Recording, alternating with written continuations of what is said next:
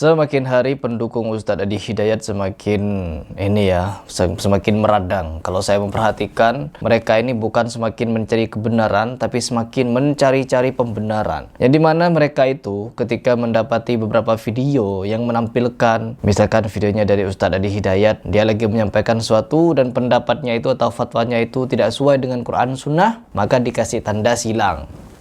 Dikasih tanda silang bagi orang yang membantahnya. Kenapa dikasih tanda silang? Kalau centang artinya benar, kalau silang artinya salah, teman-teman. Bukan menjelekkan orang, ya, bukan menghina orang, tapi memang itu salah dan pelakunya merasa itu benar. Paham sampai di sini? Orang melakukan kesalahan tapi merasa benar, itu patut untuk dikasih tanda silang. Dan di sini ada satu pernyataan dari Koh Felix Siau yang dimana beliau ini membuat satu video pembelaan terhadap Ustadz Adi Hidayat dan pernyataannya sungguh menggelikan. Kenapa saya menyatakan menggelikan? Karena beliau merasa tidak mau untuk diberikan tanda silang. Kalau saya melihat ada orang berbuat sesuatu yang salah, kalau ada memang salah ya, maka saya akan mencari cara terbaik untuk buat dia sadar, bukan untuk membuat saya seolah-olah terasa hebat dan membuat seolah-olah orang itu jadi kayak bodoh banget.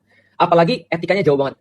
Ya Allah, nyoretin orang pakai X warna merah, itu menurut saya nggak ahsan sih menurut saya. Seolah-olah tanda silang itu apa ya? Sesuatu yang hina bagi dia, sesuatu yang merendahkan bagi dia. Padahal itu bukan merendahkan, tapi itu adalah bantahan bahwa itu salah. Itu salah kok. Ini video saya tunjukkan langsung kepada Koh Felix Siau ya. Yang pertama, Koh Felix, golongan antum, youtuber golongan dari antum, mereka bukan cuma memberikan tanda silang X. Dari dulu mereka itu di dalam menghina, merendahkan, mencaci maki asatid-asatid salafi dengan gambar-gambar atau video-video seperti ini. Lebih parah daripada itu, bantahan tidak punya, tapi mengedit-edit seperti itu jago. Bantahannya tidak punya kok. Apa Koh Felix yang mau membantah? Bersedia berdialog dengan Dr. Vanda Andirja masalah syubhat yang disampaikan oleh Ustadz Adi Hidayat itu. Dan tidak berhenti sampai di situ. Semua pendukung Ustadz Adi Hidayat ini, kalau kita membaca komen-komennya, karena saya jarang membaca komennya, ada beberapa netizen yang men-screenshot komentar-komentar dungu mereka. Banyak sekali. Ustadz Adi Hidayat itu tidak menyatakan mirip loh. Padahal jelas keluar dari mulutnya itu, kalau Al-Quran surah Maryam ayat ke-30 mirip dengan Yohanes 3 ayat ke-16 itu. Mirip ya? Oke, John. Oh, nggak ngaji ini. Celeng, berarti Wahabi mereka. Oh, kalimat mirip tidak sama. Sedangkan saya kemarin memberikan fakta bahwa ada Abu Marlo namanya pesulap. Beliau menyampaikan bahwa Hajaratul Aswad itu mirip dengan kemaluan perempuan. Mirip seperti. Siapapun kita pasti terlahir dari Siti Hajar atau seorang ibu. Makanya Hajar Aswad itu bentuknya seperti kemaluan perempuan. Oh, nggak ngaji ini.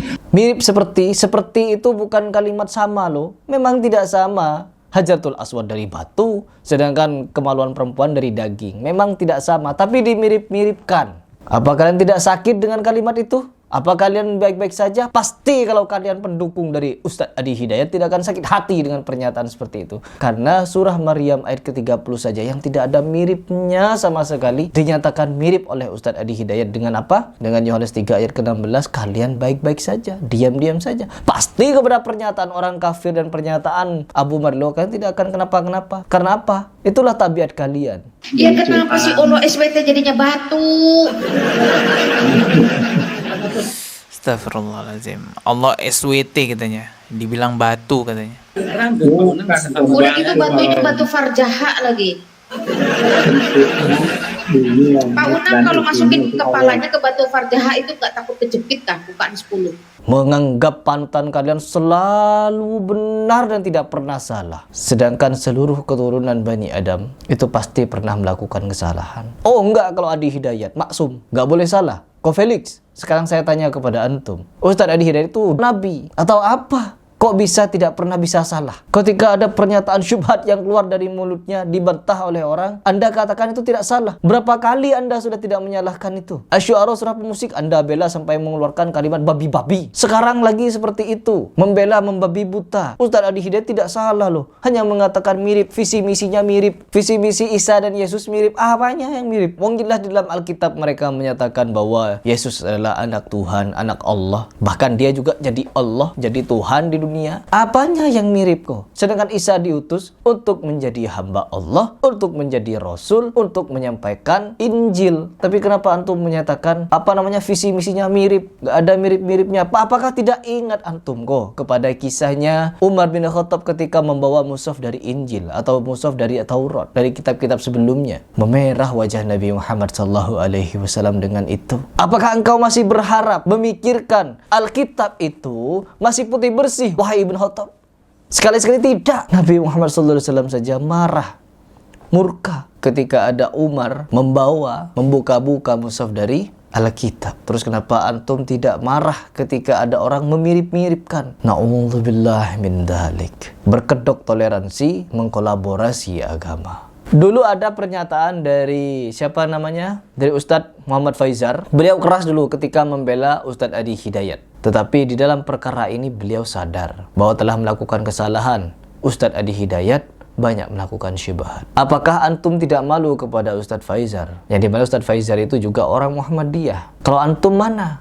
NU kan? Ya, Ko Felix. Antum NU kan? Orang yang sama-sama Muhammadiyah saja tidak membela Ustadz Adi Hidayat. Antum yang dari NU kenapa membela mati-matian? Apa karena sudah terlanjur mengatakan, menguji habis-habisan Ustadz Adi Hidayat itu paling cerdas, Ustadz paling hebat, Ustadz paling luar biasa, paling top markotop, lempeng hidupnya tidak pernah salah, jago terus dia, hidupnya benar terus, gak pernah salah sama sekali, gak pernah khilaf, sedikit pun gak pernah khilaf Ustadz Adi Hidayat. Apakah begitu sistem yang ada di pola pikir antum mengenai Ustadz Adi Hidayat? Saya di sini menyebut Ustadz Adi Hidayat terus-terusan. Kenapa? Karena juga pendukungnya selalu saja memberikan pendapat-pendapat atau opini-opini yang negatif. Ya, apalagi junjungan kalian Ustadz Adi Hidayatnya tidak pernah mengklarifikasi dengan cara baik dan benar. Malah menyalah-nyalahkan, memirip-miripkan dirinya dengan Aisyah. Mau dibawa kemana?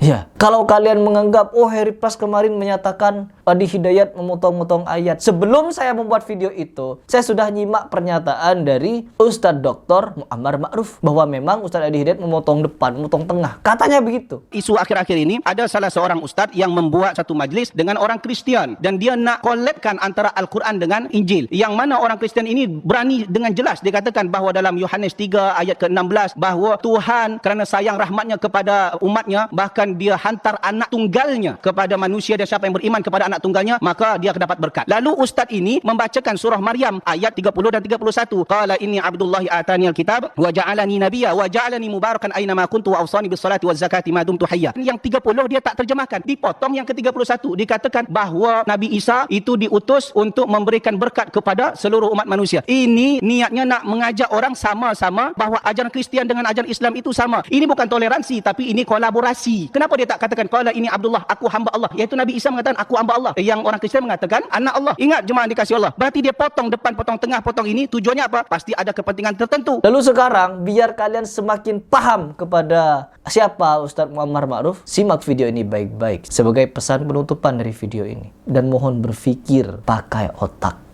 Nabi SAW sabdakan, kullu bani Adam khata', setiap anak Adam bersalah. Jadi sesiapa pun dia, pasti dia pernah melakukan kesalahan. Dan ketika seseorang bersalah, meminta maaf atas kesalahan bukan suatu aib, bahkan suatu kemuliaan. Kalau kita takut dikritik, maka jangan berdiri di tengah publik. Ingat, ni untuk saya dan kita semua. Jangan kita menjadi manusia anti kritik. Kalau kita menjadi manusia yang anti kritik, suatu hari nanti kita akan menjadi Fir'aun yang kedua di atas muka bumi. Fir'aun tu kenapa dia tahu? Dia berani mengatakan ana rabbukumul a'la. Aku ini Tuhanmu yang tinggi, kerana dia adalah manusia yang tak pernah dikritik. Disebutkan oleh Allah Subhanahu wa taala dalam surah Ghafir, surah ke-40 ayat ke-26, pojok kiri bahagian atas. Allah Subhanahu wa taala berfirman, wa qala fir'aunu dharuni aqtul Musa wal yad'u rabbah inni akhafu ayubaddila dinakum aw yudhhira fil ardil fasad. Kata Allah Subhanahu wa taala, Fir'aun berkata, biarkan aku bunuh Musa, biarkan dia meminta tolong kepada Tuhannya. Padahal Nabi Musa itu anak angkat sendiri. Kenapa dia nak bunuh Musa? Sebab Nabi Musa adalah orang yang berani mengkritik dia. Sesiapa yang mengkritik dia, dia akan bunuh. Kemudian dia tak nak ada orang tahu dia tak suka dikritik. Akhirnya dia play victim. Dia katakan, kerana aku risau Musa ini nanti akan membuat kerosakan akidah kalian, agama kalian, membuat kerosakan di atas muka bumi. Padahal siapa sebenarnya membuat kerosakan? Fir'aun. Tapi play victim, dia katakan apa? Musa lah yang membuat kerosakan. Jadi sesiapa pun yang nak menjadi Fir'aun yang kedua di atas muka bumi, maka jadilah manusia yang anti kritik dan tak suka dikritik.